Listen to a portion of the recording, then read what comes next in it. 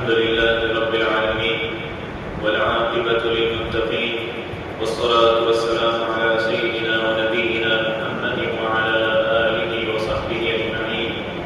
اللهم أرنا الحق حقا وارزقنا اتباعه وأرنا الباطل باطلا وارزقنا اجتنابه.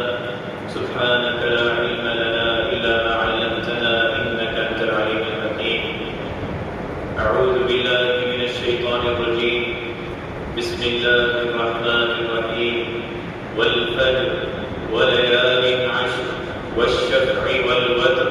والليل إذا يسر هل في ذلك قسم لذي حجر.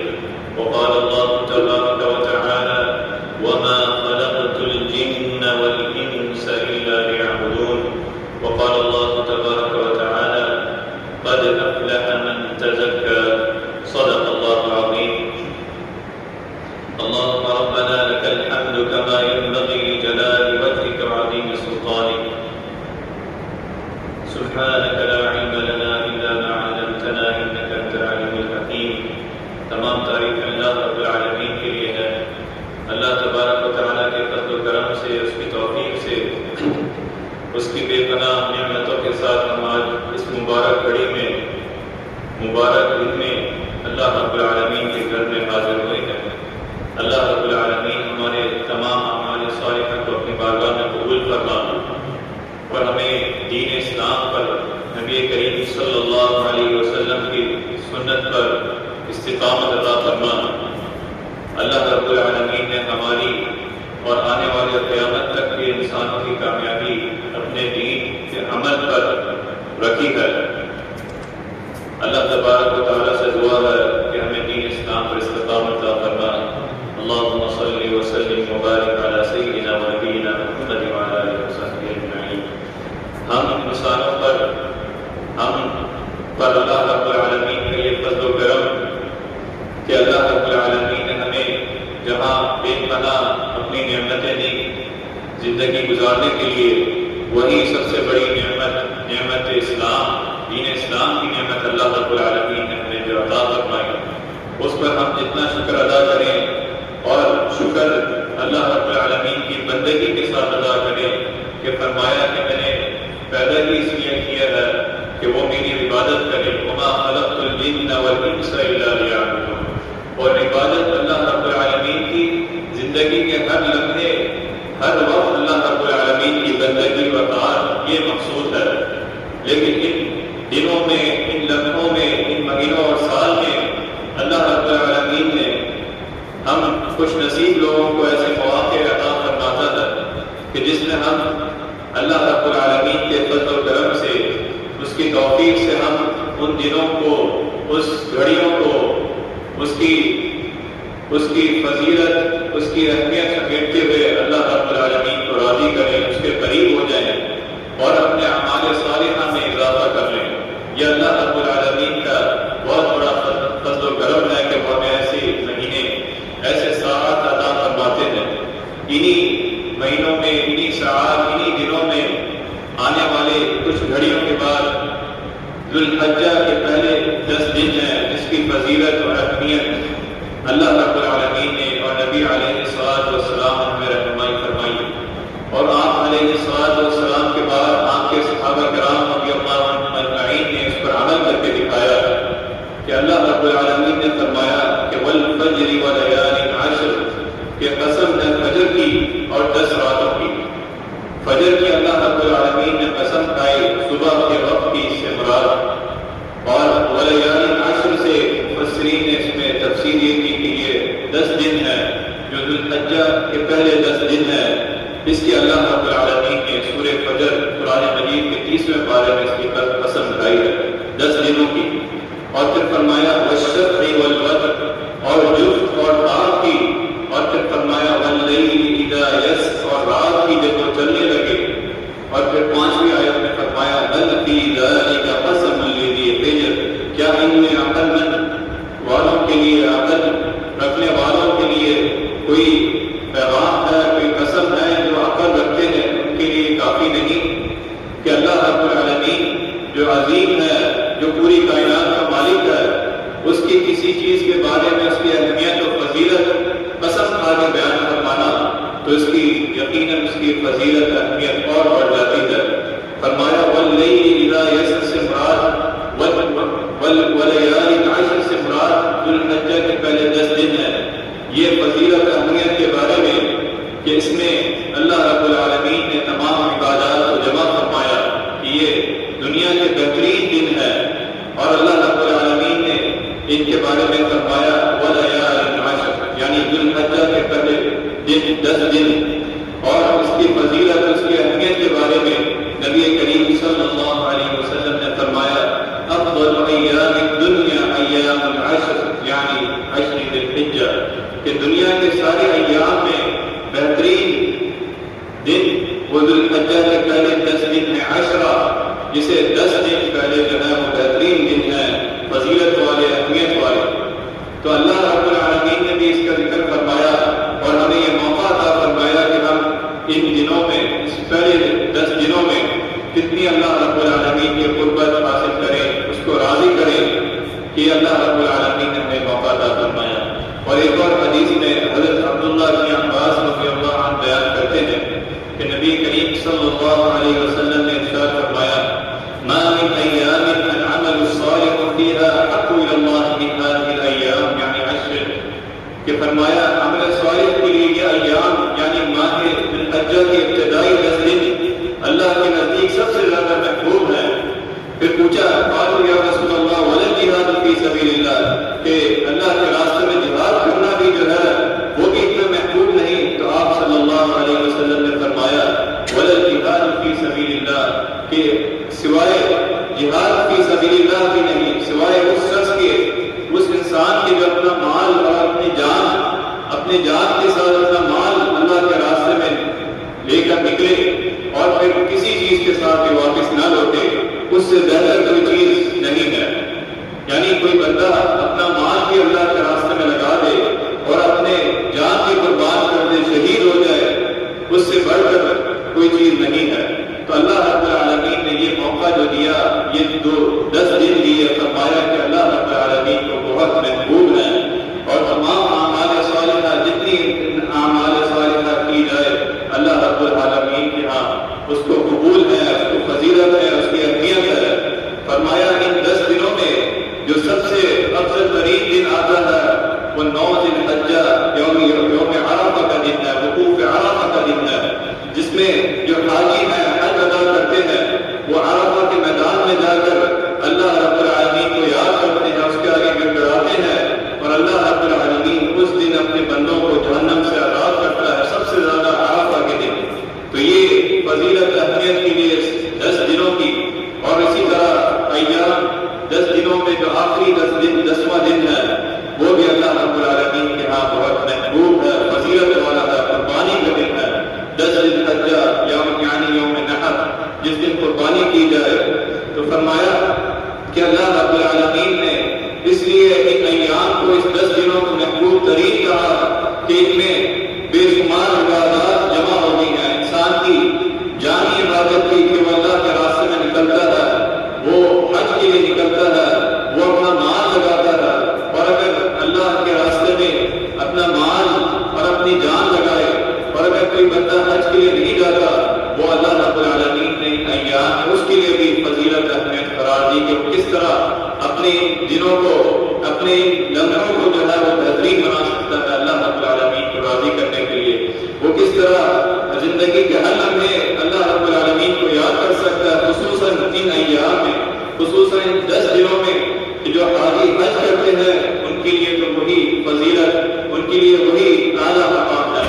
لیکن جو حاجی حج نہیں جا رہے ان کے لیے بھی اللہ رب العالمین نے جو اہمیت و فضیلت رکھی ہے۔ فرمایا نبی کریم صلی اللہ علیہ وسلم نے کہ جو شخص اللہ کے راستے میں، جو شخص اللہ کی راہ میں ایک روزہ رکھتا ہے، اللہ رب العالمین اس کے بدلے اس کے چہرے کو جہنم سے 70 سال کی مسافت تک دور کر دیتا ہے۔ یعنی اللہ کے راستے میں اللہ کی رضا کے لیے ایک دن کا روزہ رکھنا اس کی فضیلت اور اہمیت۔ تو ان ایام میں جو نبی علیہ السلام نے ہمیں رہنمائی دی، فرمایا آپ علیہ السلام ذوالحجہ کے پہلے 9 دن روزہ رکھتے، اسی طرح یوم عاشورہ کا روزہ رکھتے، اور ہر ماہ کے 3 دن کے روزے رکھتے۔ تو ان ایام میں، اس 10 دنوں میں، اس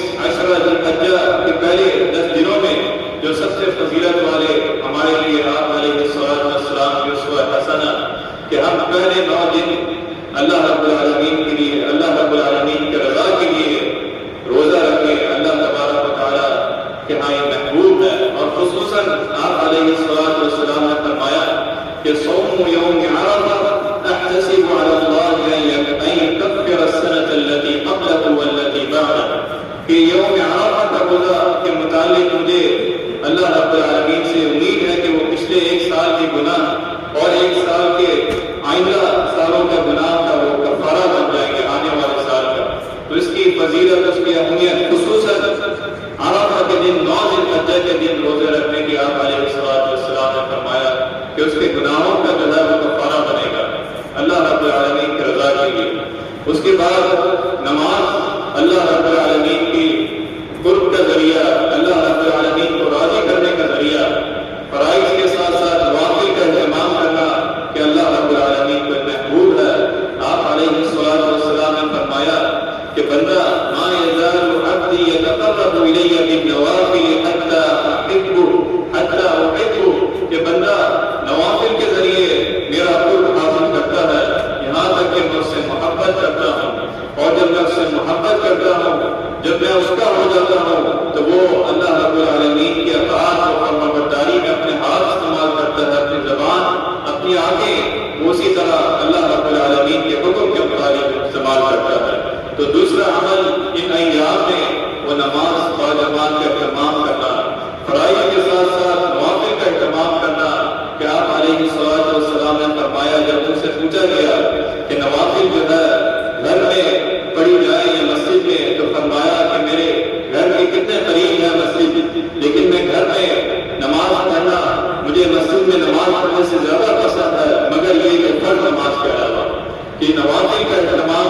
خصوصاً جہاں جہاں انسان سجدہ کرے وہ گواہی دے گا، تو گھر میں نوافل کا اہتمام کرنا اس کی فضیلت ہے۔ فرمایا اجعلوا فی بیوتکم من صلاتکم ولا تتخذوها قبورا، کہ اپنے گھروں میں کچھ نمازیں پڑھا کرو اور گھروں کو قبرستان نہ بناؤ۔ تو یہ نوافل کا اہتمام کرنا، گھروں میں گھر میں برکت آتی ہے، اور نوافل میں بھی جو فضیلت اور اہمیت کے حساب سے جو صبح کی نوافل ہے اس کا آپ علیہ السلام نے جو ہمیں رہنمائی دی کہ وہ بندہ جو نماز فجر باجماعت ادا کرے، اس کے بعد مسجد میں جہاں نماز ادا کی ہے جماعت کے ساتھ بیٹھا رہے، اور پھر سورج طلوع ہونے کے بعد نوافل ادا کرے جسے اشراق کی نماز کہا گیا، اس کی فضیلت آئی ہے مسجد میں۔ باقی نماز جو جہاں گھر میں ادا کرے اس کے لیے وہ گواہی ہے، اس کے لیے وہ جگہ برکت کی ہے، گھر میں ادا کرے گا علیہ السلام کی اسوہ حسنہ۔ اسی طرح تیسرا عمل ان ایام میں، بلکہ زندگی کے ہر لمحے وہ اس چیز کا اہتمام کرے کہ اپنی زبان کو اللہ رب العالمین کے ذکر سے معطر رکھے۔ فرمایا اللہ کے نزدیک عظمت والے اور محبوب کلمات جو ان ایام میں عشر ذی الحجہ میں فرمایا ان کا کوئی مقابلہ نہیں، لا الہ الا اللہ، اللہ اکبر اور الحمدللہ۔ ان اذکار کو، ان کلمات کو اپنی زبان میں ہمیشہ معطر رکھے، اپنی زبان کو کر رکھے، یہ اللہ کا ذکر ہے، اللہ کی تسبیح ہے، اور ہمیشہ اس کو اپنی زبان میں کرتا رہے، خصوصاً ان 10 دنوں میں اور عموماً زندگی کے ہر لمحے جہاں جہاں وہ چل رہا ہے، پھر رہا ہے۔ الذین یذکرون اللہ قیاما وقعودا، کہ وہ بندے اللہ رب العالمین کے بندے وہ ہمیشہ اللہ رب العالمین کو یاد کرتے ہیں، وہ کھڑے ہوں، بیٹھے ہوں، اپنے پہلوؤں میں ہوں، وَيَتَفَكَّرُونَ فِي خَلْقِ السَّمَاوَاتِ وَالْأَرْضِ، اللہ رب العالمین کی نشانیوں زمین و آسمان میں غور و فکر کرتے ہیں، اللہ رب العالمین کی تسبیح بیان کرتے ہیں۔ اور فرمایا نبی کریم صلی اللہ علیہ وسلم نے الظہور شطر الایمان والحمد للہ تملأ المیزان وسبحان اللہ والحمد للہ تملأان ما بین السماوات والارض، کہ پاکیزگی آدھا ایمان ہے اور الحمدللہ ترازو کو اجر و ثواب سے بھر دیتا ہے، اور سبحان اللہ اور الحمدللہ یہ 2 کلمات زمین و آسمان کے درمیان خلا اس کو اجر و ثواب سے بھر دیتے ہیں۔ اللہ رب العالمین کو محبوب ہے، آپ علیہ السلام کو محبوب ہے۔ فرمایا کہ سبحان اللہ والحمدللہ ولا الہ الا اللہ اکبر، یہ مجھے ہر اس چیز سے محبوب ہے جس کا سورج طلوع ہو، یعنی دنیا کی ہر چیز سے آپ علیہ السلام نے فرمایا یہ محبوب ہے۔ تو ان کلمات کی عظیم فوائد، اس کی اہمیت کہ ہمیشہ اور خصوصاً 10 دنوں میں اللہ کا ذکر کرنا. اور اسی طرح حضرت امام بخاری رحمہ اللہ فرماتے ہیں کہ نبی علیہ السلام کے صحابہ کرام رضی اللہ عنہم اجمعین، جس میں حضرت ابن عمر رضی اللہ عنہ، حضرت ابو ہریرہ رضی اللہ عنہ، جنہوں نے احادیث نبی علیہ السلام سے روایت کی، فرمایا کہ جب وہ بازاروں میں نکلتے ہیں یخرجان الی السوق فی ایام العشر، ان 10 دنوں میں جو آنے والے کچھ لمحے بعد اس کا آغاز ہوگا، ان 10 دنوں میں فرمایا وہ یکبران ویکبر الناس، وہ اللہ رب العالمین کی تسبیح بیان کرتے ہیں اور لوگ ان کے ساتھ اللہ رب العالمین کی تسبیح تکبیر بیان کرتے ہیں. تو ان ایام میں خصوصاً جو 9 ذی الحجہ سے لے کر 13 ذی الحجہ اور عموماً ذی الحجہ کی پہلی تاریخ سے لے کر 13 ذی الحجہ تک اللہ رب العالمین کی تسبیح بیان کرنا، عمومی تسبیح، عمومی تکبیر مطلق جو ہمیشہ پہلی ذی الحجہ سے لے کر 13 ذی الحجہ، اور تکبیر مقید جو ایام تشریق میں کی جاتی ہے، یعنی عرفہ کے دن صبح سے لے کر 13 ذی الحجہ کی نماز عصر تک ہر نماز کے بعد اللہ رب العالمین کی کبریائی بیان کرنا، جس کے بارے میں فرمایا اس کے الفاظ اللہ اکبر اللہ اکبر لا الہ الا اللہ واللہ اکبر اللہ اکبر وللہ الحمد. اسی طرح ان ایام میں، ان 10 دنوں میں اللہ کے راستے میں صدقہ کرنا، وہ بھی اللہ رب العالمین کو محبوب ہے. فرمایا کہ ایمان والوں، جو ہم نے تمہیں دے رکھا ہے اس میں سے خرچ کرتے رہو. اس سے پہلے کہ وہ دن آئے جس دن نہ کوئی تجارت کام آئے نہ کوئی شفاعت کام آئے. اور آپ علیہ السلام نے فرمایا کہ مال میں صدقہ کرنا اس مال کو کم نہیں کرتا، کہ مال میں سے صدقہ کرنا وہ مال میں کمی نہیں کرتا. اسی طرح مستحب اعمال میں جو 10 ذی الحجہ کے مستحب اعمال ہیں اور 10 دنوں کے جہاں جس کے بارے میں فرمایا کہ ان 10 دنوں میں ساری عبادات کو اللہ رب العالمین نے جمع کیا، کہ جو حج پہ جاتے ہیں، جو عمرہ کرتے ہیں، اور جو حج اور عمرہ کے علاوہ جو اللہ رب العالمین کی رضا کے لیے روزہ رکھے، نمازوں کا اہتمام کرے، دعاؤں کا، اللہ کے ذکر کا اہتمام کرے، اور پھر 10ویں دن جو آخری عمل ہے وہ قربانی کا ہے. فرمایا نبی کریم صلی اللہ علیہ وسلم نے کہ آج کے دن ہم سب سے پہلے نماز عید پڑھیں گے، پھر واپس لوٹ کر قربانی کریں گے، اور جو شخص اس طرح کرے گا وہ ہماری سنت کو پالے گا،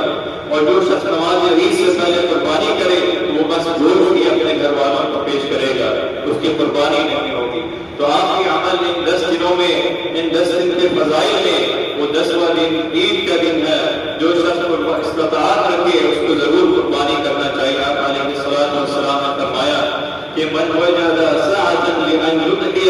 فلم يضحي فلا يفطر مصلانا، کہ جو شخص استطاعت کے باوجود قربانی نہیں کرتا وہ ہماری عیدگاہ میں نہ آئے. تو اللہ رب العالمین نے جنہیں موقع دیا، جنہیں استطاعت دی، وہ ضرور قربانی کریں. اور قربانی والوں کے لیے آپ علیہ السلام نے اسوہ حسنہ دی، مستحب عمل کہ جو شخص قربانی کرتا ہے اسے چاہیے کہ وہ ذی الحجہ کا چاند طلوع ہونے کے بعد اپنی حجامت یعنی اپنے سر کے بال، ناخن وغیرہ جسم کے ضروری بال روک دے. کہ یہ حکمت اس میں یہ ہے کہ وہ حاجیوں کے ساتھ جو ہے اس کی مشابہت ہوتی ہے. فرمایا حضرت ام سلمہ رضی اللہ عنہا بیان کرتی ہے کہ نبی کریم صلی اللہ علیہ وسلم نے فرمایا من رأى هلال ذی الحجہ واراد ان یضحی فلا یدخل من شعره ولا من اظفاره، او کما قال علیہ السلام کہ جو شخص قربانی کا ارادہ رکھتا ہو وہ ذی الحجہ کا چاند دیکھنے کے بعد حجامت نہ بنوائے اور نہ ہی اپنے ناخن تراشے. اس کے بارے میں فقہاء نے یہ لکھا کہ یہ اللہ رب العالمین نبی علیہ السلام کی یہ اس میں حکمت کہ جو حاجی حج میں نہیں گئے وہ ان ایام میں حاجیوں کی طرح مشابہت اختیار کر کے اور پھر 10 تاریخ کو قربانی کر کے وہ اپنے بال اور ناخن کاٹے. کہ اس میں اللہ رب العالمین کی رحمت جو حاجیوں کے ساتھ ہے، جو حاجیوں کے لیے ہے، ان کے گناہوں سے درگزر فرمانے کے لیے ہے، وہی رحمت اللہ رب العالمین کی ان کی طرف متوجہ ہو جنہوں نے ذی الحجہ کا چاند دیکھنے کے بعد اپنے بالوں کو، اپنے ناخن کو روکے رکھا. یہ بھی مستحب عمل ہے کہ آج غروب افطار سے پہلے چاند نظر آنے کی اعلان، تو اللہ رب العالمین نے جو موقع دیا، استطاعت دی، وہ آج کے دن یا کل کے دن کہ چاند نظر آنے سے پہلے وہ اپنے بال اور اپنے ناخن، اپنے جسم کے جو ضروری بال ہیں، نبی علیہ السلام ذات قربانی کرے وہ اس پر عمل کرے، یہ مستحق ہے۔ اللہ تبارک و تعالیٰ سے دعا ہے کہ جو کچھ سنا ہے اس پر عمل کرنے کی توفیق عطا کرنا۔ اللہ رب العالمین ہماری زندگیوں کو نبی کریم صلی اللہ علیہ وسلم کی سنت کے مطابق بنا دے۔ وآخر